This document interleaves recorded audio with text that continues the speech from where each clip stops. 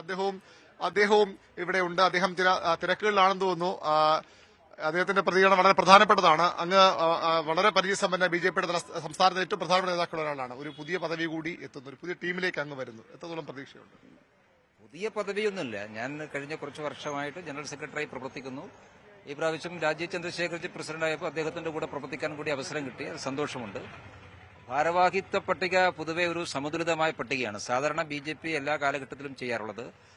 നിലവിലുള്ള ഭാരവാഹികൾ 50% നിലനിർത്തുകയും 50% പുതിയ ആൾക്കാർക്ക് അവസരം കൊടുക്കുകയാണ് ചെയ്യുക എന്നുള്ളതാണ്. ഈ പ്രാവശ്യം പട്ടിക പരിശോധന നിങ്ങൾക്കറിയാം. കഴിഞ്ഞ 5 വർഷക്കാലം പ്രവർത്തിച്ച ഭാരവാഹികൾ 50% ആളുകളെ നിലനിർത്തിയിട്ടുണ്ട്. 50% ആളുകൾക്ക് അവസരം കൊടുത്തു. അങ്ങനെ അവസരം കൊടുത്തപ്പോഴും ഒരു മാനദണ്ഡം പാലിച്ചിട്ടുണ്ട്. കഴിഞ്ഞ പാർലമെന്റ് തെരഞ്ഞെടുപ്പിലും ഒക്കെ തന്നെ നന്നായിട്ട് പെർഫോം ചെയ്ത ജില്ലാ പ്രസിഡന്റുമാർ, ആ ജില്ലാ പ്രസിഡന്റുമാർക്ക് പ്രൊമോഷൻ കൊടുത്തിട്ടുണ്ട്. അതുപോലെ തന്നെ പുതുതായി പാർട്ടിയിലേക്ക് കടന്നു വന്നിട്ടുള്ള ആളുകൾക്ക് അവസരം കൊടുത്തിട്ടുണ്ട്. അപ്പോൾ ഒരു സമുദ്രിതമായിട്ടുള്ള പട്ടികയാണ്. സമൂഹത്തിലെ എല്ലാ വിഭാഗങ്ങളെയും പരിഗണിച്ചുള്ള പട്ടികയാണ്. പാർട്ടിക്കകത്തെ സീനിയറും ജൂനിയറുമായിട്ടുള്ള എല്ലാ ആൾക്കാരെയും പരിഗണിച്ചുള്ള പട്ടികയാണ്. അതുകൊണ്ട് പുതിയ കാലഘട്ടത്തിലേക്ക് ബിജെപിയെ നയിക്കാൻ സാധിക്കുന്ന ഒരു പട്ടിക തന്നെയാണ് സംസ്ഥാന അധ്യക്ഷൻ നിശ്ചയിച്ചിട്ടുള്ളതാണ് ഒറ്റ നോട്ടത്തിൽ നമുക്ക് മനസ്സിലാവുക. പരാതിരഹിതമായ ഒരു പട്ടികയായി മാറുമെന്ന് പ്രതീക്ഷിക്കാൻ പറ്റുമോ? പാർട്ടിക്കകത്ത് എന്തിനാ ഭാരവാഹികളെ പ്രഖ്യാപിക്കാൻ പരാതി? പാർട്ടിക്കകത്ത് എല്ലാവർക്കും റോൾ ഉണ്ടാകും. ബിജെപിക്ക് കോൺഗ്രസിനെ പോലെ ഭാരവാഹികളുടെ എണ്ണം കൂട്ടാൻ സാധിക്കില്ല. ഞങ്ങൾക്കൊരു പരിമിതമായ കണക്കുണ്ട്. ആ കണക്കിലെ ഭാരവാഹികളെ നിശ്ചയിക്കാൻ സാധിക്കുള്ളൂ. പക്ഷെ അതിനപ്പുറത്ത് ധാരാളം ആളുകൾക്ക് ഇനിയും ചുമതല കൊടുക്കാനുണ്ട്. അവരും പരിഗണിക്കപ്പെടും. അവരെല്ലാവരും പാർട്ടി പ്രവർത്തനത്തിലാണ്. പക്ഷെ ഭാരവാഹികളെ നിശ്ചയിക്കുമ്പോൾ ഒരു പൊതുമാനദണ്ഡം, അത് ഈ പ്രാവശ്യത്തെ മാത്രമല്ല എല്ലാ കാലഘട്ടത്തിലെയും പൊതുമാനദണ്ഡം 50% ആളുകൾ നിലവിലുള്ളവർ നിലനിർത്തുക, 50% പുതിയ ആൾക്കാർക്ക് അവസരം കൊടുക്കുക.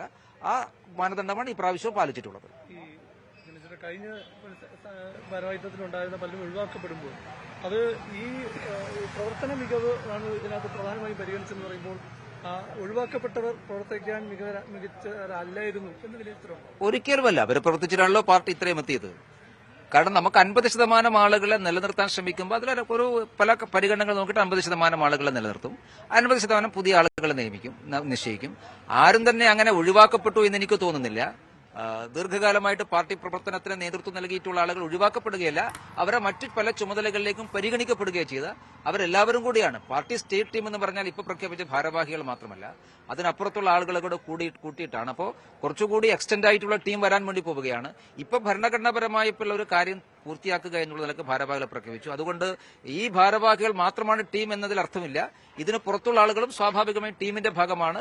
ഒരു എക്സ്റ്റെൻഡ് ടീം വരും, അവരും കൂടി പാർട്ടി പ്രവർത്തനത്തിന്റെ നേതൃത്വപരമായി പങ്കുവഹിക്കും. ബിജെപി ഒരു ഒറ്റക്കെട്ടാണോ? അതിനകത്ത് ഇപ്പോൾ ഗ്രൂപ്പ് ഭിന്നതകളുണ്ടോ? എന്റെ അനുഭവത്തിലില്ല. ഉണ്ടെന്ന് നിങ്ങൾ പറയുന്നല്ലേ, അത് നിങ്ങൾ തന്നെ അന്വേഷിച്ച് കണ്ടുപിടിക്കുക. എന്റെ അനുഭവത്തിൽ ഏതായാലും ഇല്ല. ഇപ്പം ഒരൊറ്റ ലക്ഷ്യം വെച്ച് മുന്നോട്ട് പോകാൻ എല്ലാവരും ഒരുമിച്ചാണ് എന്നാണ്. പിന്നെന്താ, പാർട്ടിയുടെ ചുമതലകൾ മാറുന്നതിനനുസരിച്ചല്ലോ പാർട്ടി പ്രവർത്തനം മാറുക. ഇപ്പൊ ഞാൻ ജനറൽ സെക്രട്ടറി ആയിട്ടും വൈസ് പ്രസിഡന്റ് ആയിട്ടും നാഷണൽ എക്സിക്യൂട്ടീവ് മെമ്പറായിട്ടും ഒക്കെ ഈ പാർട്ടിയിൽ പല കാലത്ത് പ്രവർത്തിച്ചവരാണ്. ഏത് ചുമതല വരുമ്പോഴും ഒരേപോലെ തന്നെയാണ് പ്രവർത്തനം. എല്ലാവരും അങ്ങനെ തന്നെയാണ്. ഞാൻ മാത്രമല്ല, എല്ലാവരും അങ്ങനെ തന്നെയാണ്.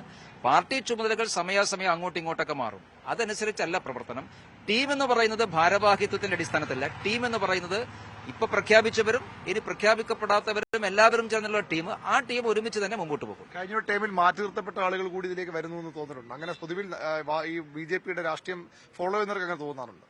അല്ല, അത് നിങ്ങളൊരു എന്താ പറയാ വേറെ രീതിയിൽ ചിന്തിക്കുന്നു. ബിജെപിക്കകത്ത് ഒരു 5 വർഷം ഒരാൾക്ക് അവസരം കിട്ടിയാൽ അടുത്ത 5 വർഷം മറ്റൊരാൾക്ക് അവസരം കിട്ടും. ഈ പ്രാവശ്യം അവസരം കിട്ടിയ ആൾക്കാർക്ക് അടുത്ത പ്രാവശ്യം കിട്ടണമെന്നില്ല. അത് അങ്ങോട്ടും ഇങ്ങോട്ടും മാറി വരും. ബിജെപി എല്ലാവർക്കും എല്ലാ സന്ദർഭത്തിലും അവസരം കൊടുക്കുകയാണ്. അവസരം കിട്ടാത്തവർ പ്രവർത്തിക്കാത്ത കൊണ്ടല്ല, പല പരിഗണനകൾ നോക്കുന്ന സമയത്ത് ഒരു നമ്പറിന്റെ കണക്കുണ്ട്. ആ നമ്പറിന്റെ അകത്ത് വെച്ച് നിശ്ചയിക്കുമ്പോൾ സ്വാഭാവികം ചില ആളുകൾ ഒഴിവാക്കപ്പെടുമെന്നുള്ളത്. ആ ഒഴിവാക്കപ്പെടുന്നവരെ കൂടി പാർട്ടി പ്രവർത്തനത്തിന്റെ ഭാഗമാണ്. അത് അടുത്ത കാര്യങ്ങളൊക്കെ പ്രഖ്യാപിക്കുമ്പോൾ നിങ്ങൾക്ക് ബോധ്യമാകും. പ്രധാനപ്പെട്ട ലക്ഷ്യം എന്താണ്? ഇപ്പൊ തദ്ദേശ തെരഞ്ഞെടുപ്പ് വരുന്നു, നിയമസഭാ തെരഞ്ഞെടുപ്പ് വരുന്ന ഒരു പെട്ടെന്നുള്ള ലക്ഷ്യം എന്താണ് ബിജെപി? ഞങ്ങളുടെ പെട്ടെന്നുള്ള ലക്ഷ്യം അങ്ങനെയില്ല. കേരളത്തിൽ ബിജെപിയുടെ ലക്ഷ്യം കേരളം പിടിക്കുക എന്നുള്ളതാണ്. അത് തന്നെയാണ് ഞങ്ങൾ മുമ്പോട്ട് കൊണ്ടുപോകുന്നത്. വികസിത കേരളം സാധ്യമാക്കുക എന്നുള്ളത് തന്നെയാണ് ബിജെപിയുടെ ലക്ഷ്യം. അതിനുവേണ്ടി തന്നെയാണ് പ്രവർത്തിക്കുക. അതുതന്നെയാണ് ബിജെപിയുടെ ജനറൽ സെക്രട്ടറിമാർ ആണ് നമ്മോട് സംസാരിച്ചത്. ബിജെപി കേരളം പിടിക്കുക ലക്ഷ്യത്തോടുകൂടി തന്നെയാണ് മുന്നോട്ട് പോകുന്നത്. അതിനുള്ള ടീമാണ് ഇപ്പോൾ പുതിയ ടീമാണ്. രാജീവ് ചന്ദ്രശേഖരന്റെ നേതൃത്വത്തിലുള്ള പുതിയ ടീമാണ് ഇപ്പോൾ പ്രഖ്യാപിക്കപ്പെട്ടിരിക്കുന്നത്.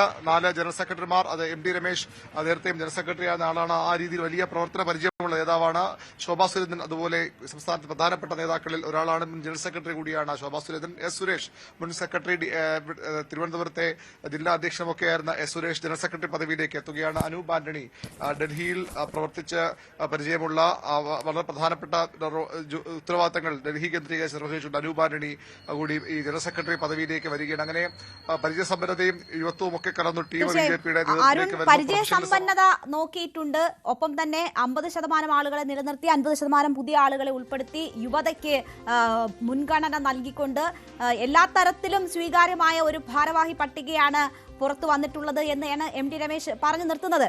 എം.ടി. രമേശ് പക്ഷേ അധ്യക്ഷ സ്ഥാനത്തേക്ക് പോലും പരിഗണിക്കപ്പെട്ട അല്ലെങ്കിൽ ചർച്ചകളിൽ നിറഞ്ഞു നിന്ന വ്യക്തിയാണ്. പൂർണ്ണ സന്തോഷവാനാണോ ഇപ്പോഴത്തെ സ്ഥാനാർത്ഥി പ്രഖ്യാപനത്തിൽ എം.ടി. രമേശ്?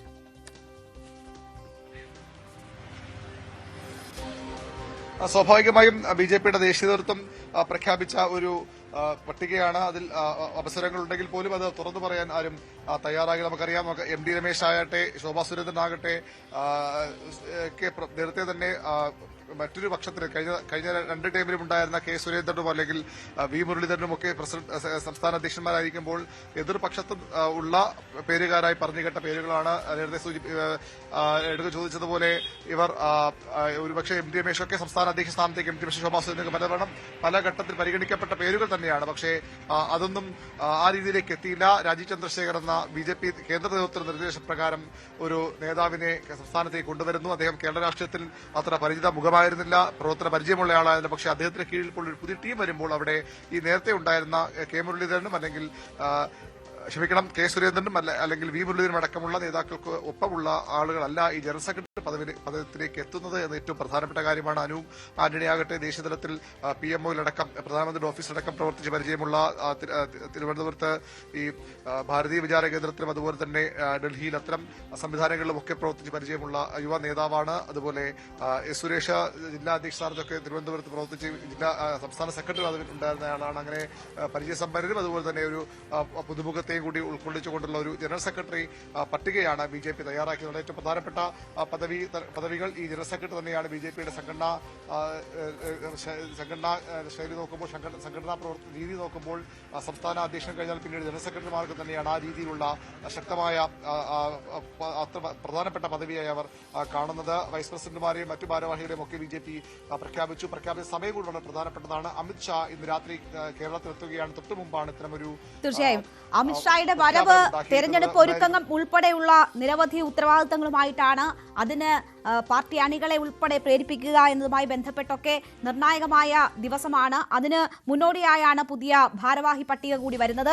4 ജനറൽ സെക്രട്ടറിമാർ, 10 വൈസ് പ്രസിഡന്റുമാർ എന്നിവരെ ഉൾപ്പെടുത്തിക്കൊണ്ടാണ് പുതിയ ഭാരവാഹി പട്ടിക വരുന്നത്. അതിൽ ഏറ്റവും പ്രധാനപ്പെട്ട ജനറൽ സെക്രട്ടറിമാരായി തെരഞ്ഞെടുക്കപ്പെട്ടിരിക്കുന്നത് എം.ടി. രമേശും ശോഭാ സുരേന്ദ്രനും എസ് സുരേഷും അനൂപ് ആന്റണി ജോസഫുമാണ്. മുരളീധര പക്ഷത്തെ പൂർണ്ണമായും വെട്ടിക്കൊണ്ടാണ് ജനറൽ സെക്രട്ടറിമാരുടെ പട്ടിക വരുന്നത് എന്നതൊരു കാര്യമാണ്. നമുക്കൊപ്പം വി വിനോദ് കൂടി ചേരുകയാണ്. വിനോദ്, ബിജെപിയിലെ വിഭാഗീയത ഉൾപ്പെടെയുള്ള വിഷയങ്ങൾ പരിഹരിക്കുക എന്നതുകൂടി ലക്ഷ്യമിട്ടുകൊണ്ടാണ് അമിത്ഷാ എത്തുന്നത് എന്നതാണ് വാർത്തകളിൽ നിറഞ്ഞു നിന്നത്.